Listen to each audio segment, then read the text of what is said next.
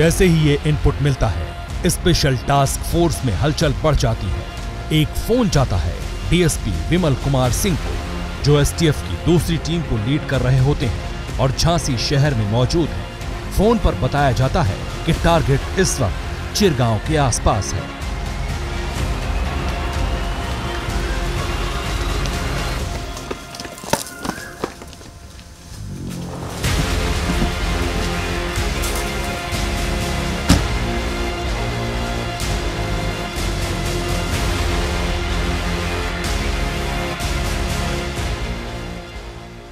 DSP विमल सिंह की team active हो जाती है। टीम बाड़ा गांव और पारीछा के आसपास मोस्ट वांटेड का सुराग तलाशने में जुट जाती है, जबकि डीएसपी नवेंदु कुमार की टीम कस्बा चिरगांव के आसपास पहुंच जाती है। उस इलाके में विचरण कर रहे थे, इसके बारे में हमें जानकारी प्राप्त हुई थी और इसी इंफॉर्मेशन पर यह टीम उस इलाके में गई थी। चिरगांव में मौजूद अपने मुखबिर से एक और अहम जानकारी हासिल होती है और खबर ये थी कि कुछ ही देर पहले मोस्ट वांटेड काले रंग की एक बिना नंबर प्लेट वाली मोटरसाइकिल से चिरगांव से पारीछा की तरफ निकले हैं।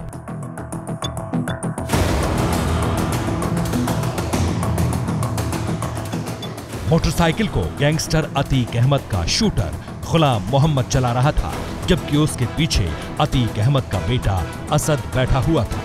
एसटीएफ को 48 दिनों से दोनों की तलाश थी। इन्हें पकड़ने के लिए झांसी में घूम रही थी। ये दोनों उमेश पाल मर्डर केस में मोस्ट वांटेड थे। दोनों पर 5-5 लाख रुपए का इनाम था।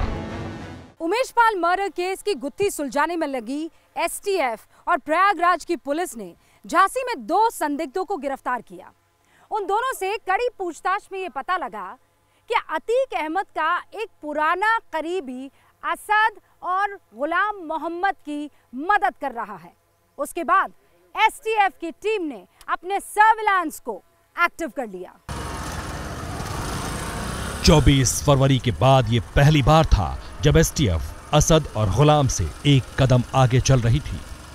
असद और गुलाम जो लगातार साथ चल रहे थे, इनकी इन्फॉर्मेशन जहां भी प्राप्त हो रही थी तो दिल्ली तक ट्रैकडाउन हुए थे। वहां भी हमारी टीम जब तक पहुंची तब तक इन्होंने अपना ठिकाना बदल लिया था। फिर एक नियर बाई स्टेट में इन्होंने शिफ्ट किया था और फाइनली कल 13 अप्रैल को सही टाइम पे ट्रैकिंग हो गई और हम इनको हमारी टीम इनको घेरने में कामयाबी हो गई। असद सफेद पठानी सूट पहने हुए था, सिर पर काली टोपी थी। मुखबिर ने बताया था कि Ghulam Mohammad over dark green half T shirt पहने हैं। 13 अप्रैल 2023 तब तक सुबह के 11:30 बज रहे थे। दोनों का हुलिया पता करने के बाद डीएसपी नवेंदु कुमार की अगुवाई वाली एसटीएफ की टीम आगे बढ़ती है। दूसरी टीम से जानकारी साझा करने के बाद चिरगांव से पारीछा की तरफ गए, ताकि दोनों को पारीछा के आसपास शिकंजे में लिया जा सके। पारीछा बांध के मोड़ से करीब 100 मीटर पहले ही एसटीएफ की टीम को हूबहू वैसे ही शक्ल वाले 2 लोग मोटरसाइकिल पर जाते दिखे, जैसे मुखबिर ने बताया था। एसटीएफ की टीम ने गाड़ी तेज की, टारगेट को ओवरटेक किया और फिर उन्हें रुकने के लिए आवाज लगाई। रुकने की बजाय बाइक सवार ने स्पीड बढ़ा दी। बाइक पर सवार मोस्ट वांटेड हर हाल में एसटीएफ की आंखों से ओझल होना चाहते थे। पारीछा डैम मोड़ के आगे बाइक को कच्चे रास्ते पर उतार दिया। एसटीएफ की दोनों टीमें उन्हें बाइक रोकने के लिए चिताते रहे, लेकिन वो दोनों बाइक घुमाकर भागने के लिए बेचैन थे। आगे आगे बाइक सवार और पीछे पीछे पुलिस वाले। करीब 1.5 किलोमीटर तक बाइक सवार भागते रहे। तभी कच्चे रास्ते पर दौड़ रही बाइक अचानक फिसली और झाड़ी में गिर गई। टीम द्वारा चेज हुए थे और उस क्षेत्र में भागे थे और जब गिर गए थे तो इन्होंने अपनी मोटरसाइकिल रोड से नीचे उतारने की कोशिश की, जिसमें ये गिर गए थे। गिरने के बाद सरेंडर करने की बजाय दोनों मोस्ट वांटेड और आक्रामक हो गए। एसटीएफ की टीम पर तनातन गोलियां दागनी शुरू कर दी। फायरिंग के बाद भी एसटीएफ की टीम असद और गुलाम को सरेंडर करने के लिए लगातार कहती रही, लेकिन हथियार डालने को वो तैयार नहीं थे। उल्टा पुलिस पार्टी पर गोलियां दागते रहे। जिन स्थानों पर ये भाग रहे थे, जो इनके शेल्टर देने वाले लोग थे, उनसे भी बातचीत हुई, उनका इंट्रोगेशन भी हुआ। उससे भी जानकारी प्राप्त हुई कि इनके पास सोफिस्टिकेटेड वेपन है दोनों ताबड़तोड़ फायरिंग कर रहे थे, लिहाजा पलटकर एसटीएफ ने भी गोलियों का जवाब गोलियों से देना शुरू कर दिया। 40 राउंड से ज्यादा फायरिंग हुई, इलाका धुआं धुआं हो गया। थोड़ी देर बाद फायरिंग बंद हुई, गोलियों की आवाज थमी, बारूदी धुआं छटा। तब पुलिस वाले बाइक सवार के पास पहुंचे जो उस वक्त जमीन पर पड़े हुए थे। ये जैसे ही निकल के भागे, रोकने का प्रयास किया गया। जब उधर से आगे से घेराबंदी हुई तो भागे भागे यहाँ मोटरसाइकिल स्लिप करके गिर गए। जब गिर गए तो फिर फायरिंग करने लगे। एक तरफ असद था, उसके हाथ में वॉल्थर पिस्टल थी, तो दूसरी ओर रिवॉल्वर थामे गुलाम मोहम्मद गिरा पड़ा था।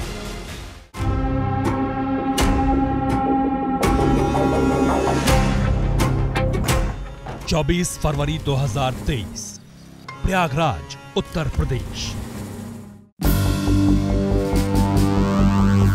आम दिनों की तरह ही प्रयागराज का दिन बीत रहा था। बेफिक्री में लिपटी दोपहर खत्म हो रही थी, सूरज ढलने लगा था। तभी अचानक बारूद की गर्मी से पूरा शहर उबलने लगा।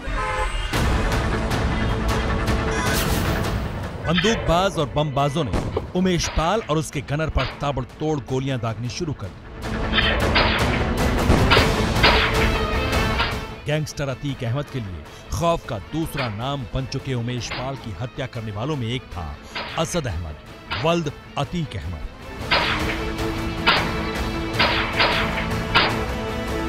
असद मतलब अतीक का तीसरा बेटा, जो उमेश पाल की हत्या की साजिश में शामिल था, जो शूटर्स के साथ उमेश पाल को मारने के लिए पहुंचा था। उमेश पाल और उसके गनर पर गोलियां दागकर फरार हुआ था। उमेश पाल पर गोली चलाने के बाद असद और उसके साथियों के पीछे पुलिस हाथ धोकर पड़ गई थी। पुलिस उन्हें गली गली खोज रही थी।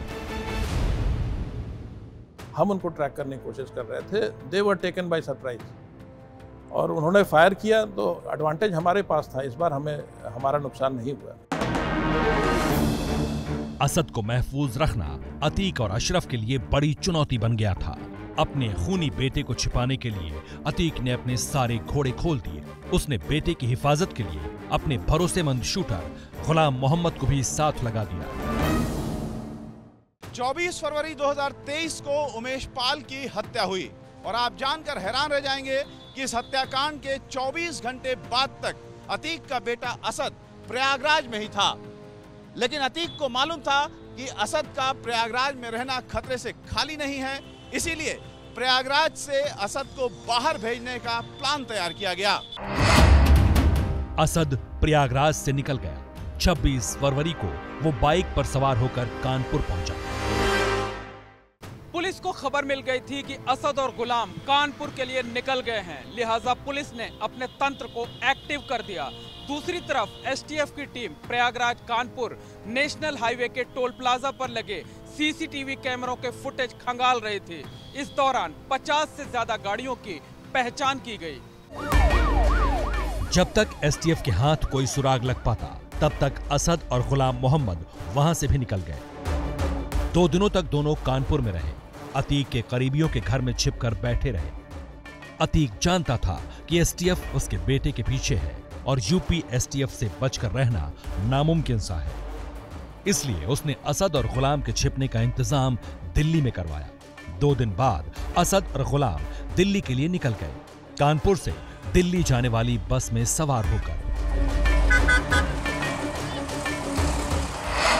28 फरवरी को कानपुर से चले असद और गुलाम मोहम्मद दोनों दिल्ली पहुंचने से पहले नोएडा के बॉर्डर पर ही उतर गए। इस रोड को दिल्ली नोएडा डायरेक्ट वे यानी डीएनडी कहते हैं, क्योंकि ये सड़क दिल्ली और नोएडा को कनेक्ट करती है। माफिया अतीक अहमद के बेटे असद और गोलीबाज गुलाम की फरारी का सबसे अहम कनेक्शन भी डीएनडी के इस स्पॉट से है।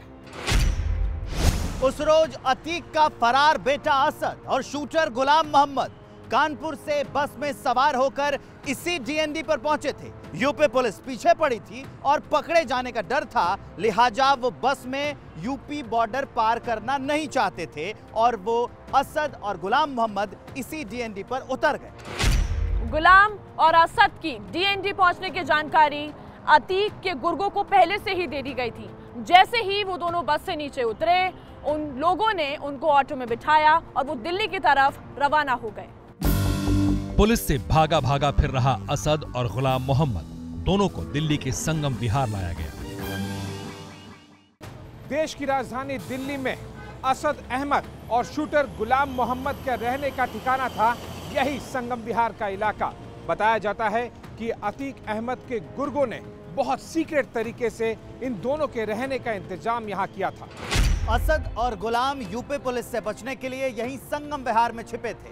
पहले उनका इरादा तो चंद्रोज रुकने का था, लेकिन जब उनको लगा कि ये ठिकाना महफूज है तो दोनों ने करीब 2 हफ्ते का वक्त यहीं गुजारा और यहीं छिपे रहे।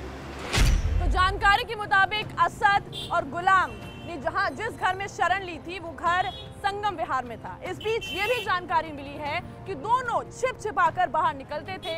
साथ ही ये भी जानकारी आई है कि दोनों को 2 हफ्ते में वो कई बार जामिया नगर यानी कि दिल्ली के जामिया नगर भी जाया करते थे।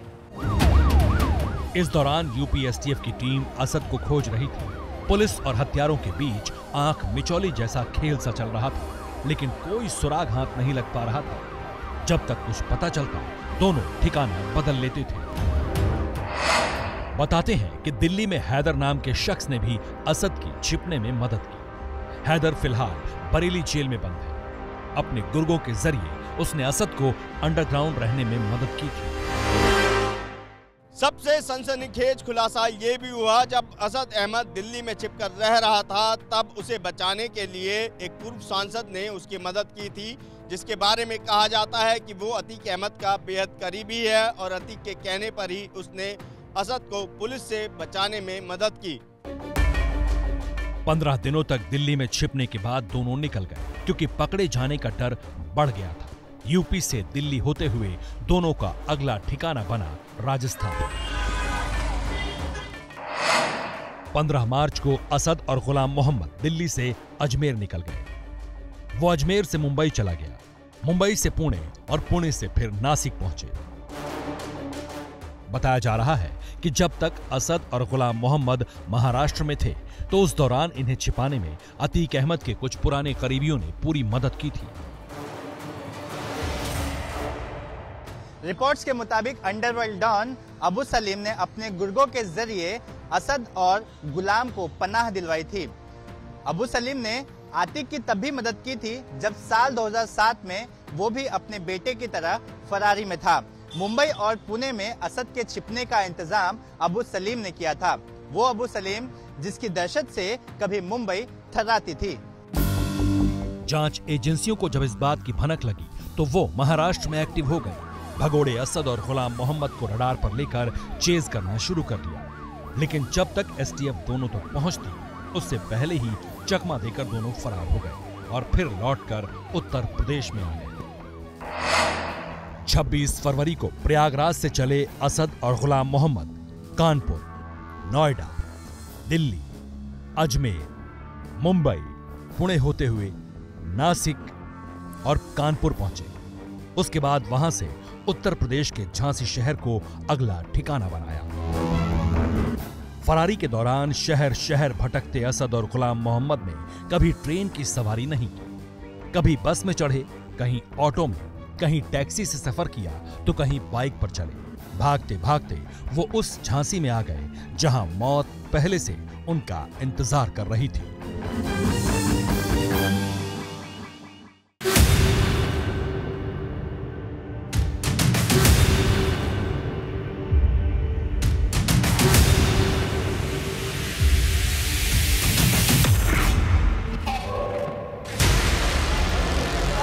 ये जनाजा है अतीक के उस बेटे असद का जो कभी इस इलाके का बेताज बादशाह कहा जाता था।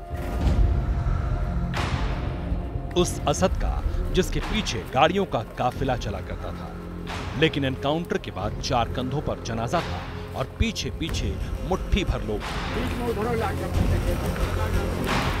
पुलिस के सख्त पहरे में असद को सुपुर्दे खाक किया जा रहा था और अतीक के खानदान का कहीं अता पता नहीं था।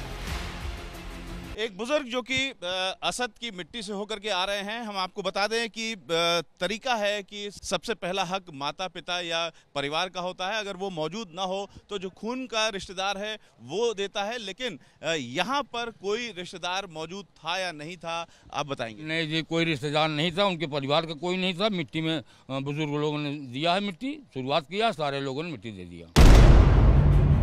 कुछ महिलाएं कब्रिस्तान जरूर पहुंची थी, लेकिन वो कोई और थी जो असद की कब्र में मिट्टी डालने पहुंची थी। उनमें ना असद की मां शाइस्ता थी, न बुआ, क्योंकि असद की मां शाइस्ता को गिरफ्तार करने के लिए पुलिस नजरें गड़ाए बैठी है। यहाँ पर पहले एक रस्सी से सिर्फ ये बंधा हुआ था बैरिकेड, लेकिन अब और भी रस्सियाँ बांधी जा रही हैं। यानी जब सारे लोग चले गए कब्रिस्तान से, उसके बाद ये सुरक्षा के इंतजाम किए जा रहे हैं। मोइन, क्या शाइस्ता परवीन के यहाँ पर आने की शक है पुलिस को? जी बिल्कुल, आशंका इस बात की पहले ही जताई जा रही थी कि असद अहमद जब यहाँ पर आएगा तो एक माँ होने के नाते वो आखिरी बार बेटे का चेहरा देखने के लिए आ सकती है। और जब असद को सुपुर्द खाक किया जा रहा था, तब यहाँ पर कब्रिस्तान में 4 की संख्या में बुर्का नशी महिलाएं पहुंची, संदिग्ध हालत में पहुंची, और जब पुलिस ने उन्हें रोकने की कोशिश की तो वो भागने लगी। शाइस्ता के शक में 4 बुर्का नशी महिलाएं कब्रिस्तान में मौजूद मस्जिद में चली गईं। पुलिस ने उनको पकड़ा, उनसे पूछताछ की और फिर छोड़ दिया। असद की मां है जी? असद की मां है क्या? नहीं, कौन है? असद की पुत्री है ना। असद हाथ में जो एक इंसान है, औरत है, रोजा रखते हैं, भैया की मिट्टी देखने आए हैं। माँ बाप, भाई, चाचा की गैर मौजूदगी में असद दफन कर दिया गया। अतीक अहमद को अपने बेटे की कब्र पर मिट्टी डालना भी मयस्सर नहीं था। उस बेटे को जिसे वो शेर कहता था, जिसे पढ़ने के लिए विदेश भेजना चाहता था, जिसकी कुछ महीनों बाद शादी करवाना चाहता था।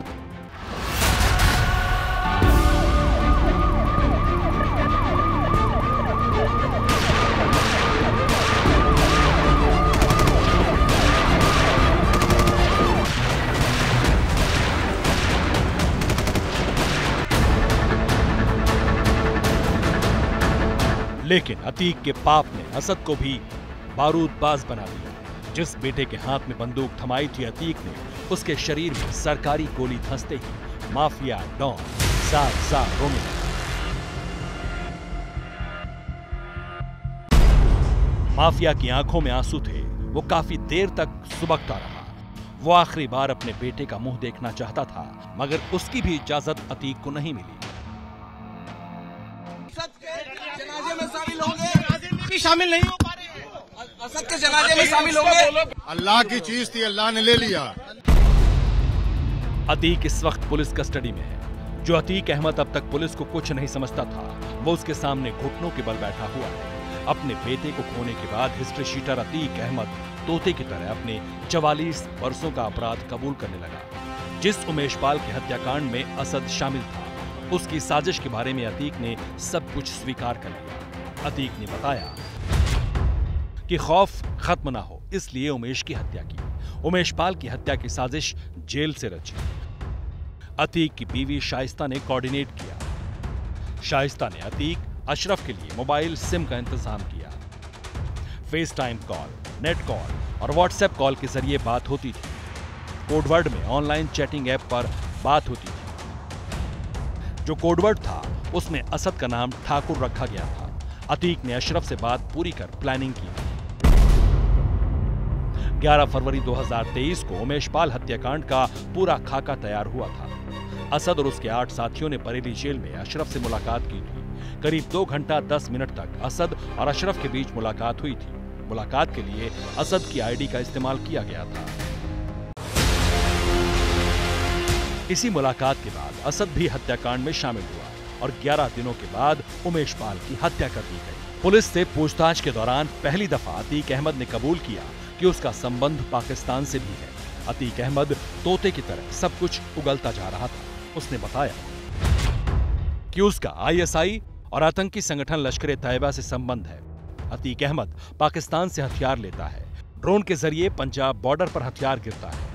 वहीं से पाकिस्तानी हथियार अतीक के गैंग तक पहुंचता है। बेटे के गम में अतीक ने बहुत कुछ उगला है। वो सारे राज बताए हैं जो उसके सीने में दफन है। जाहिर है 4 दशक से इलाहाबाद या कहिए प्रयागराज और उसके आसपास के इलाकों में गुनाहों की सत्ता चलाने वाले अतीक पर पहली बार इतनी बड़ी चोट पड़ी है। पहली बार उसे किसी केस में सजा भी हुई है और पहली बार उसके कलेजे के टुकड़े का एनकाउंटर भी हुआ है, जबकि उसकी बीवी अब भी फरार है, एसटीएफ के रडार पर है। बाकी बेटे कालकोठरी में कैद है। जाहिर है अतीक ने जो बोया था वही काट रहा है।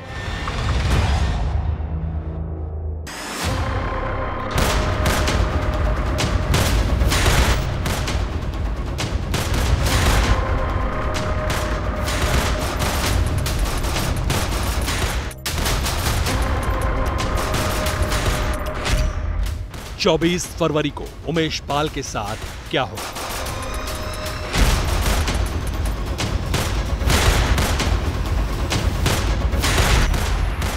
उसे कहां मारा जाएगा?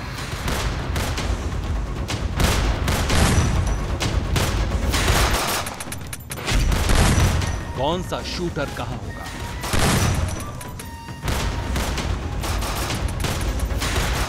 ये सब कुछ अतीक अहमद, उसकी बीवी शाइस्ता परवीन और उसके भाई अशरफ को पता था। उमेश पाल की गवाही का मतलब था अतीक अहमद को लंबी सजा। इसलिए असद हर हाल में उमेश पाल को जान से मार देना चाहता था।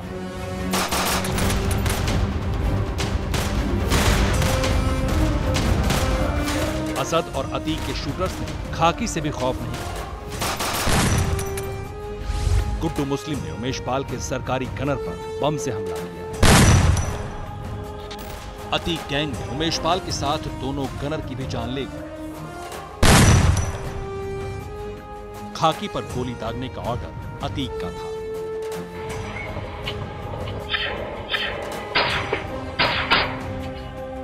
मर्डर का सीसीटीवी फुटेज वायरल हुआ तो अतीक की पत्नी शाइस्ता डर गई। सूत्रों के मुताबिक उमेश पाल मर्डर कांड के बाद शाइस्ता ने साबरमती जेल में फोन किया था। पति अतीक से बात की थी। शाइस्ता इस बात से नाराज थी कि उमेश की मर्डर के प्लान में असद को क्यों शामिल किया गया। इस पर अतीक ने जवाब दिया कि असद शेर की औलाद है। असद की वजह से आज मैं 18 साल में पहली बार चैन की नींद सोने जा रहा हूं। आखिर उमेश पाल की वजह से अतीक की नींद क्यों हराम हो चुकी थी? उमेश पाल अतीक अहमद के लिए सबसे बड़ा खतरा क्यों थे? ये जानने के लिए आपको अतीक के अतीत के उस अध्याय को जानना होगा जिसका नाम था राजू पाल। 1989 से साल 2004 तक प्रयागराज की पश्चिमी सीट से एक ही शख्स लगातार विधायक बना रहा और वो नाम था अतीक अहमद का। 1991 के राम मंदिर की लहर में भी अतीक अहमद ने बीजेपी कैंडिडेट को हरा दिया। साल 2004 के लोकसभा चुनाव में अतीक अहमद ने समाजवादी पार्टी के टिकट पर फूलपुर सीट से जीत दर्ज की और सांसद बना। सांसद चुने जाने की वजह से ही उसे पश्चिमी क्षेत्र की विधायकी छोड़नी पड़ी।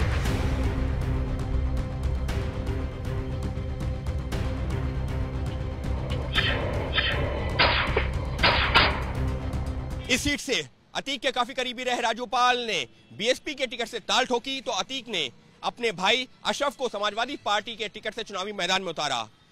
सदर पश्चिम की ये वो सीट रही है जिससे अतीक 5 बार विधायक चुना गया था। ऐसे में अतीक ने सपने में भी नहीं सोचा था कि इस सीट से राजू पाल जीत सकता है और अशरफ की हार भी हो सकती है। लेकिन जब चुनावी नतीजे आए तो अतीक के होश उड़ गए। अतीक के गढ़ में पहली बार किसी ने सेंध लगाई थी, वो भी अतीक की गैंग के ही एक आदमी ने। राजू पाल ने अशरफ को हराकर सनसनी फैला दी। अतीक के रसूख का किला राजू ने एक झटके में ढहा दिया। अतीक और अशरफ इस हार को पचा नहीं पा रहे थे। इलाके में हारा हुआ मुंह लेकर घूमने में जिल्लत महसूस हो रही थी। इसलिए माफिया ब्रदर्स ने राजू पाल की हत्या का प्लान बनाया। 25 जनवरी 2005 प्रयागराज सुलेम सराय में 2 दर्जन बदमाशों ने क्वालिस ड्राइव कर रहे विधायक राजूपाल को घेर कर ताबड़तोड़ फायरिंग की। 19 गोलियां जिस्म को छलनी कर गई।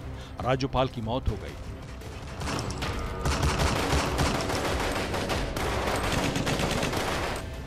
इस हत्याकांड में राजू के साले उमेश पाल चश्मदीद गवाह थे।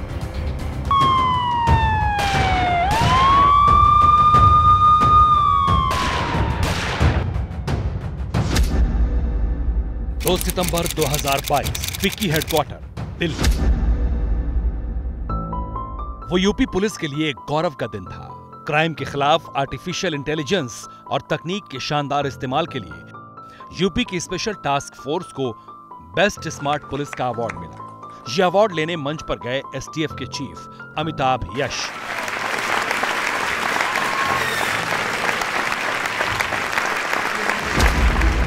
तेरह अप्रैल को झांसी में अतीकजादे और कुख्यात शूटर को एसटीएफ की जिस टीम ने ढेर किया उसे अमिताभ यश ही मॉनिटर कर रहे थे। 150 से ज्यादा एनकाउंटर कर चुके खाकी के इस दिलेर की टीम ने असद और गुलाम को मिट्टी में मिला दिया। आप जानते हैं कि जब भी इस तरह के एनकाउंटर होते हैं बड़े सवाल उठते हैं। तो सवाल ये उठ रहा है कि भाई किसी पुलिस वाले को कोई गोली नहीं लगी, जबकि इतने बड़े शार्प शूटर थे ये दोनों। पिछली बार जब घटना हुई 24 फरवरी को, तब 2 पुलिस वाले मारे गए। इस बार इनका सामना एसटीएफ से हुआ। एसटीएफ यूपी पुलिस की बेस्ट ट्रेंड और मोस्ट मोटिवेटेड विंग्स है। IS 227 यानी इंटर स्टेट 227 पुलिस की फाइलों में अतीक अहमद के गैंग का यही नाम दर्ज है। साल 1979 में पहली बार एक मर्डर केस में अतीक अहमद का नाम आया। तब वो सिर्फ 17 साल का था। अतीक पर मोहम्मद गुलाम नाम के शख्स को जान से मार देने का आरोप था। खुलदाबाद थाने में 302 के तहत केस भी दर्ज हुआ। मुकदमा नंबर था 431/79। जरायम की दुनिया में यहां से अतीक का कद बढ़ता गया।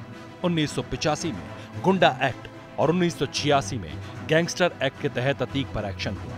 1992 में अतीक की हिस्ट्री शीट को नंबर मिला 39A। शुरुआत में अतीक के गिरोह में करीब 170 लोग थे, लेकिन अब तादाद घटकर 132 रह गए। अतीक के IS 227 गैंग में उसकी फैमिली से सिर्फ एक ही शख्स शामिल था, भाई मोहम्मद अशरफ। लेकिन उमेश पाल मर्डर केस के बाद 50,000 की इनामी बेगम शाइस्ता परवीन और बेटों को भी IS 227 से कानूनन जोड़ने की कवायद शुरू हो गई। 13 अप्रैल को IS 227 गैंग का सरगना रोने लगा। उसके रोने की वजह थी एसटीएफ।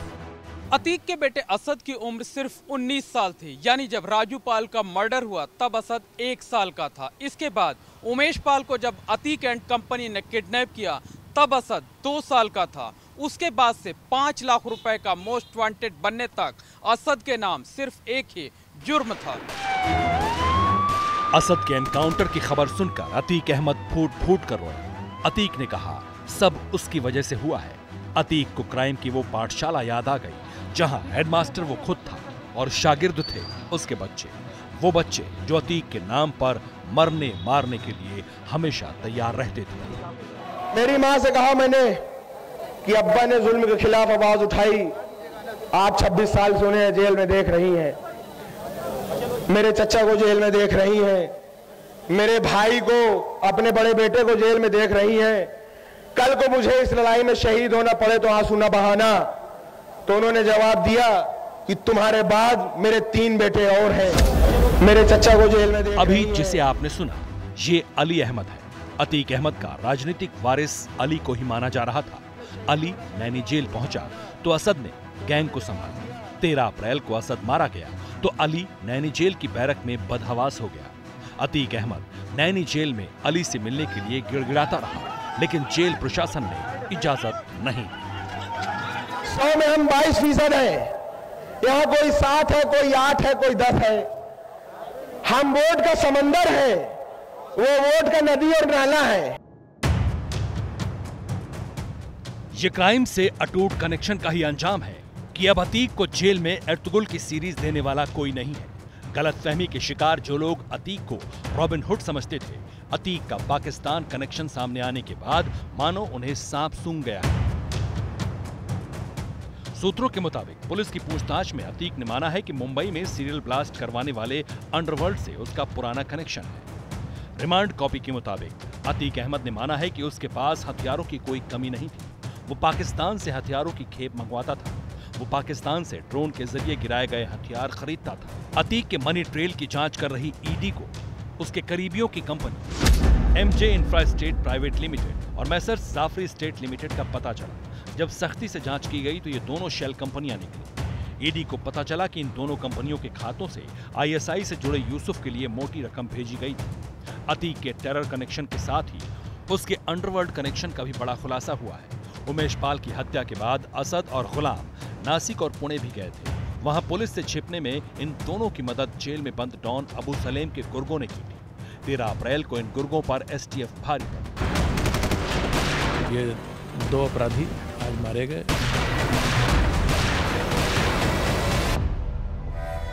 आजादी के बाद से अब तक यूपी के इतिहास में श्री प्रकाश शुक्ला से कुख्यात क्रिमिनल कोई नहीं हुआ। यूपी में एसटीएफ का गठन ही श्री प्रकाश शुक्ला को मारने के लिए हुआ था। 4 मई 1998 को यूपी की एसटीएफ का गठन हुआ और 22 सितंबर 1998 को गाजियाबाद में श्री प्रकाश शुक्ला को एसटीएफ ने एनकाउंटर में ढेर कर दिया। झांसी का एनकाउंटर भी कम सनसनीखेज नहीं था। झांसी में उमेश पाल के हत्यारे मारे गए। प्रयागराज में वो मिट्टी में मिल गए। संविधान और कानून को ताक पर रखकर दहशत का व्यापार करने वालों का यही अंजाम होना था। इस माफिया को